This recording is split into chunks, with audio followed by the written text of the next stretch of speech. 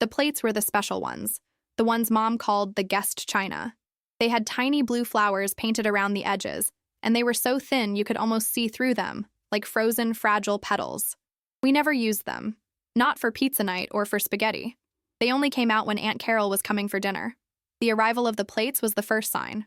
The second sign was the smell of lemon polish instead of the usual smell of our house, which was a mix of Dad's coffee and my crayons. The third sign was the way my mom's smile seemed pinned to her face, tight and bright and not quite real.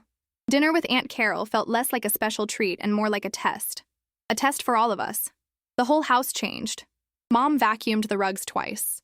Dad hid his worn-out slippers in the back of his closet. And the air got quiet and tight, like I was supposed to breathe less and take up less space. I sat on the living room floor trying to make my Barbie dolls have a polite conversation, but my own voice felt too loud in the stillness. When the doorbell finally rang, a different kind of quiet fell. Dad went to open it, and Aunt Carol swept in on a cloud of perfume that smelled sharp, like flowers and pepper. She kissed my mom on the cheek, leaving a faint red smudge. She let my dad take her coat. Then her eyes found me on the floor. "Hello, Maya," she said. Her voice was smooth, but it didn't sound warm. She bent down, and I had to stand up to receive her hug, which was just a quick, stiff squeeze of my shoulders. Her hands were cold. Dinner was roast chicken, which was my favorite, and a mountain of creamy mashed potatoes, which was my even favoriter. I loved the way the gravy made a little brown river through the white potatoes. I was carefully building a potato wall to keep my peas from rolling into the gravy river. It was an important job. The peas were boulders, and the wall had to be strong. The grown-ups were talking, their words a low hum of things I didn't understand. Interest rates and someone's surgery. I was happy in my own little world of potatoes and peas. Then a voice cut through the quiet. It was sharp and cold, like the clink of ice cubes in a glass. "Goodness, Maya, you eat like an animal." It was Aunt Carol. The grown-up conversation had stopped, but I hadn't noticed until that moment. She wasn't looking at my mom or my dad. She was looking right at me. Her smile was a thin, red line, but it didn't make her eyes smile. Her eyes looked like little gray stones. Everything stopped. The fork in my hand felt heavy, too heavy to lift. My whole body felt heavy. I looked down at my plate. The beautiful gravy river and the strong potato wall didn't look like fun anymore. They just looked like a mess. A hot, prickly feeling crawled up the back of my neck and spread across my cheeks. I knew I was turning red, and that made it even hotter. I could feel my parents watching me. I could feel Aunt Carol watching me. The whole world was just our dining table, and I was the only thing in it that was wrong. I wanted to say something. I wanted to say, "I'm not an animal. I'm a person. I'm Maya." But the words were stuck somewhere in my throat, trapped behind a lump that suddenly grew there. I thought if I opened my mouth, a sob might escape instead of a word, and that would be even worse. Crying would prove she was right. Animals cried, didn't they? My dad cleared his throat, a loud, rough sound in the silence. "Carol," he said, and his voice was low and tight, like a rope pulled taut. My mom put her hand on my arm, but her touch felt far away and jittery. "She's just enjoying her food," she said, but her voice was shaky like a leaf in the wind. Their words were meant to be shields, but they felt like paper. The rock had already hit me. "You eat like an animal." The words echoed in my head, getting louder each time. I thought of the squirrels in the park, stuffing their cheeks with nuts until they were round and fat. I thought of the neighbor's dog, Barnaby, sloppily drinking water from his bowl, splashing everywhere. I thought of the pigs I saw in a picture book, rolling happily in the mud. Was that me? Was I a messy, clumsy creature at a table of clean, neat people? I risked a glance at Aunt Carol's plate. It was perfect. The chicken was cut into tiny, neat squares. Her peas were in a perfect little green pile. Her potatoes were smooth and untouched. She wasn't eating, she was just arranging things. I couldn't speak. I couldn't look at anyone. The shame was a heavy blanket over my head, so I did the only thing that made sense.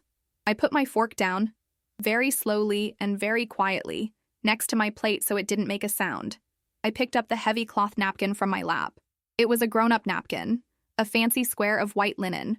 My hands felt small and clumsy as I unfolded it, and then began to fold it again, making the corners meet perfectly, just like my teacher, Mrs.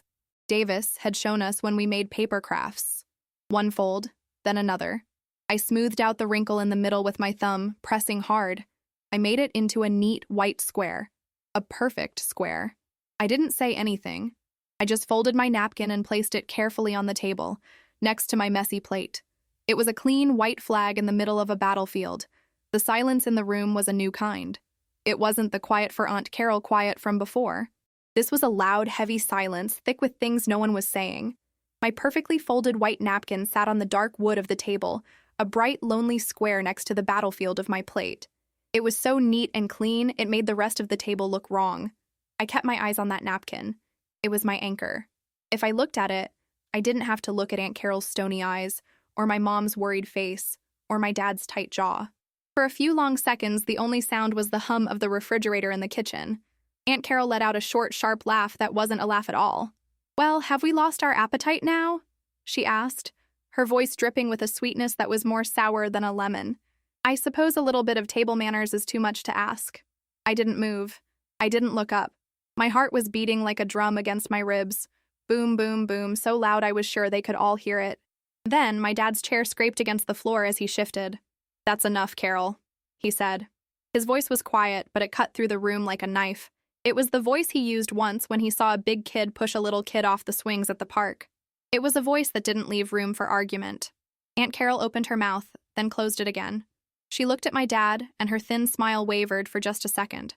She picked up her own fork and pushed a single perfect pea around her plate. My mom started talking, her voice a little too fast, a little too bright. She asked Aunt Carol about her garden club, about the roses she was growing. Aunt Carol answered in short, clipped sentences. They were making words, but they weren't having a conversation. It was just noise to fill the space. I didn't touch my food. The delicious roast chicken now looked dry and sad. The mashed potatoes were getting cold. My hunger was gone, replaced by a hard, cold knot in my stomach.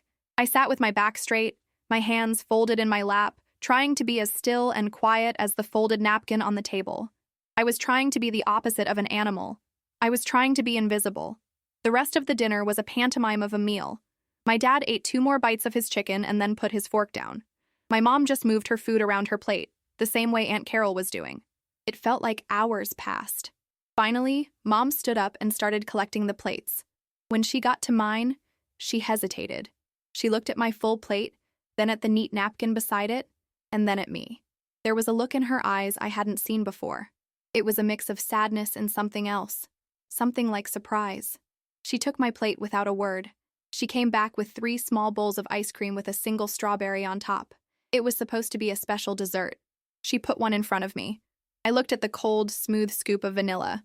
I usually loved ice cream more than anything, but the thought of putting a spoon in my mouth, of making any noise, of eating it all, made my stomach hurt. I didn't touch it. Aunt Carol ate her ice cream in 3 tiny, perfect bites, her spoon never making a sound against the bowl. When she was finished, she dabbed her lips with her napkin. "Well, that was an evening," she said, placing her napkin next to her empty bowl. She stood up. "Robert, Eleanor, it's getting late." The goodbyes were stiff and quick. Mom gave her the little bag of leftover cookies she'd packed. Dad just nodded from the doorway. I stayed sitting at the table, watching the door close behind her. The click of the lock was the loudest sound I'd ever heard. It felt like the air in the house could finally move again. My parents stood in the hallway for a moment, not speaking. Then my dad came back to the dining room. He knelt down beside my chair so his face was level with mine. He looked at my untouched bowl of ice cream and at my folded napkin, which was still sitting exactly where I'd left it. He didn't look mad. He looked tired and sad. "Maya," he said, his voice soft now. He pointed a finger at the napkin. "That," he said, "was the quietest, loudest thing I have ever seen." My mom came and stood behind him, her hand on his shoulder. She looked down at me and her eyes were shiny with tears. "Oh, honey," she whispered, "I'm so sorry. Nobody ever should talk to you that way." And that's when the lump in my throat finally broke. A single hot tear rolled down my cheek. I hadn't cried when I was an animal. But now, hearing my dad's words, seeing my mom's face, I could finally let one tear fall. I looked at my dad and whispered the question that had been stuck inside me. "Am I?" I asked, my voice a tiny wobbly thing. "Am I an animal?" My dad pulled me out of my chair and into a hug that smelled like him again, like coffee and safety. "No, sweetie," he said, his voice rumbling against my ear. "You are a person. You are Maya. And how you were eating your favorite food was perfectly, wonderfully you. The problem was not on your plate." My dad held me for a long time. his arms a safe, warm cave around me. I buried my face in his shirt, which smelled like coffee and the outdoors, and I let 2 more tears fall.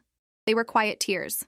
My mom's arms wrapped around both of us, and for a minute, we were just a tight ball of family in the middle of the dining room.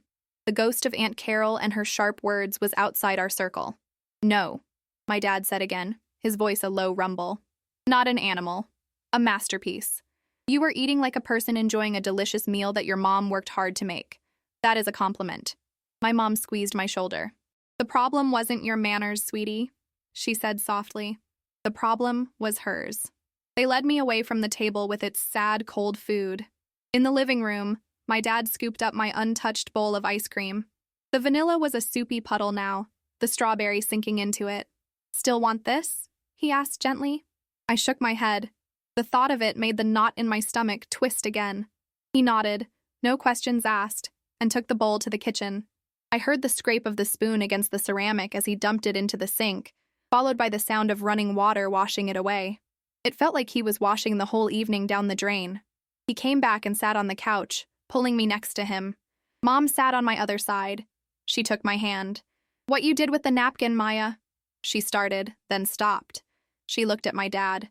He understood. "That was something special," he said, looking at me seriously. "You didn't yell, you didn't cry, you didn't throw a fit, you just spoke, without saying a word." I didn't understand what he meant, not really. All I did was fold a piece of cloth, but the way he said it made a little bit of the shame I was feeling start to crumble. When it was time for bed, Mom came to tuck me in. She smoothed my blankets and kissed my forehead, letting her hand rest on my hair. "I love you, Maya," she whispered. "I love the way you build walls with your potatoes. I love that you get excited about gravy rivers. Don't ever let anyone make you feel bad for enjoying your life." But after she left and the house was dark and quiet, the words came back. "You eat like an animal." I stared at my own hands in the faint moonlight coming through my window. Did they look like paws? I thought about my teeth. Were they too sharp? I lay perfectly still under my covers, trying not to take up too much space, trying to breathe quietly. I must have been lying there for an hour, my mind replaying the dinner over and over, when I heard the low murmur of my parents' voices from the living room. I couldn't sleep. The silence was too full of thoughts.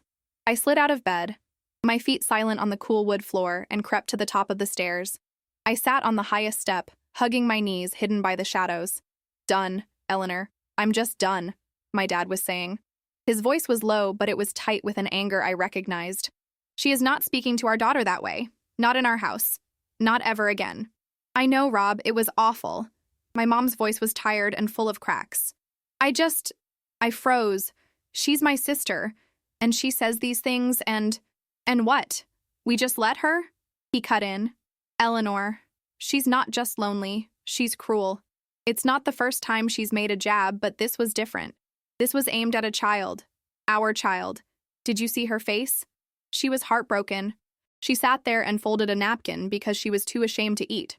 He paused and his voice got thick. "A little girl shouldn't have to build a fortress out of a napkin at her own dinner table." There was a long silence. I heard my mom sniffle. "You're right," she whispered. "I know you're right. You know how my mother was. Don't slurp. Sit up straight. Elbows off the table." Our entire childhood was a lesson in how not to be an embarrassment. I think Carol never grew out of it. She thinks that's how you show you care. "Well, that's not love," my dad said firmly. "That's control, and it stops now. We're not raising Maya that way. Her spirit is more important than Carol's seating chart. I mean it, Elle. She is not welcome here again until she can look Maya in the eye and give her a real, honest-to-God apology." Another silence. I held my breath. "Okay?" my mom finally said. Her voice was stronger now. "Okay, you're right. No more excuses. My daughter's heart is more important than keeping the peace." She let out a shaky breath. That napkin. My God, Rob. Her quiet little napkin was braver than anything I did tonight. I crept back to my bed and slid under the covers. The house was quiet again, but this time it was a peaceful quiet. My parents' words wrapped around me like a second blanket. Braver than anything I did. I hadn't just been a messy eater. I hadn't just been a sad little girl. I had done something brave. I didn't have a sword or a shield, but I had a napkin. And it had been enough. I closed my eyes, and for the first time, I didn't see Aunt Carol's stony face. I saw my dad's proud eyes and my mom's teary, loving smile. And I saw my napkin, a clean, white, perfect square. A quiet, loud, brave square. The next morning, I woke up to a smell that wasn't coffee or crayons. It was the smell of something sweet and wonderful. I padded down the stairs to find my dad in the kitchen, wearing my mom's frilly apron over his t-shirt. He was flipping pancakes. But these weren't just regular pancakes. He was making them into shapes. There was a lopsided heart, a wobbly-looking star, and one that looked suspiciously like a dinosaur with too many legs. My mom was at the table, not with the guest china, but with our everyday plates, the brightly colored plastic ones. She was setting out bowls of toppings, strawberries, blueberries, chocolate chips, and a big can of whipped cream. Her smile wasn't tight and pinned on. It was soft and real. "Good morning, my little masterpiece," Dad said, sliding the dinosaur pancake onto a plate for me. "We decided it's a make-a-mess breakfast morning," Mom announced. "The only rule is you have to have fun." I loaded my dinosaur with whipped cream mountains and blueberry boulders. I used my fork to make rivers of maple syrup, and this time, nobody told me to stop. We ate with our fingers and got sticky. Dad got whipped cream on his nose, and Mom laughed a real, loud laugh. It was the best breakfast I'd ever had. They didn't say it was because of last night, but I knew. It was their way of telling me that our table was a happy place, a safe place. It wasn't a museum for perfect peas. Later that afternoon, while I was drawing in the living room, the phone rang. Mom answered it in the kitchen. I wasn't trying to listen, but her voice changed. It got very quiet and very calm. "Hello, Carol," she said. There was a long pause. I stopped coloring. "I'm glad you called. We need to talk about last night." I could hear the faint, tinny sound of Aunt Carol's voice on the other end, fast and sharp. My mom waited patiently until it stopped. "No, actually, it's not okay," Mom said, her voice still quiet, but firm, like a stone wall. "What you said to Maya was deeply unkind. It hurt her, and it was unacceptable." Another burst of tinny noise from the phone. "I understand that you believe you were teaching her manners," Mom continued, "but that's not what you did. You shamed a child for enjoying her dinner in her own home, and we won't allow that to happen again." My mom took a deep breath. "Rob and I have talked about it. You are my sister and I love you, but you are not welcome in our home again until you can apologize to Maya. A real apology." The silence on our end of the line was long. I could imagine Aunt Carol's face, pinched and surprised. The tinny voice started again, but this time it was slower. My mom listened. "That's something for you to think about," Mom said finally. "The door is open when you're ready to do that. Goodbye, Carol." She hung up the phone. The house was quiet. She walked into the living room and saw me sitting there, crayon in my hand, my eyes wide. She came and sat on the floor next to me. "Did you hear that?" she asked gently. I nodded. "I know it's hard to understand grown-up problems," she said, taking my hand. "Your Aunt Carol. I think she is very lonely. And sometimes lonely people think the only way to feel better is to make other people feel small. It's not right, but it's what they do. Your dad and we didn't do a good job of protecting you from that last night. We let keeping the peace be more important than protecting your feelings. That was our mistake, and we won't ever make it again." She looked me right in the eyes. "This is your home. You are allowed to be happy here. You are allowed to be yourself. Messy, neat, loud, quiet, all of it. All of you is welcome here." We didn't see Aunt Carol for a long time. There were no more guest china dinners. Instead, we had more messy breakfasts. We had pizza nights on the floor. The air in our house felt easy to breathe again. Then, months later on a Saturday, the doorbell rang. It was Aunt Carol. She looked different. She wasn't wearing a stiff dress, but nice pants and a soft sweater. Her smile was small and a little wobbly. She was holding a small box. My mom let her in. My dad stood beside her, his arms crossed, but his face was not angry. It was just watching. Aunt Carol knelt down, just like my dad had done. It looked hard for her to do. She looked right at me. "Hello, Maya," she said, and her voice was shaky. I came to say I'm sorry. What I said to you was wrong. It was cruel. Your mom told me that you were eating like you were happy, and I should have seen that. There was nothing wrong with how you were eating. There was something wrong with how I was feeling." Her eyes got shiny. "Can you forgive me?" And looking at her then, I didn't see a monster. I just saw a lady who looked sad and tired. I remembered what my mom had said about her being lonely. I gave a small nod.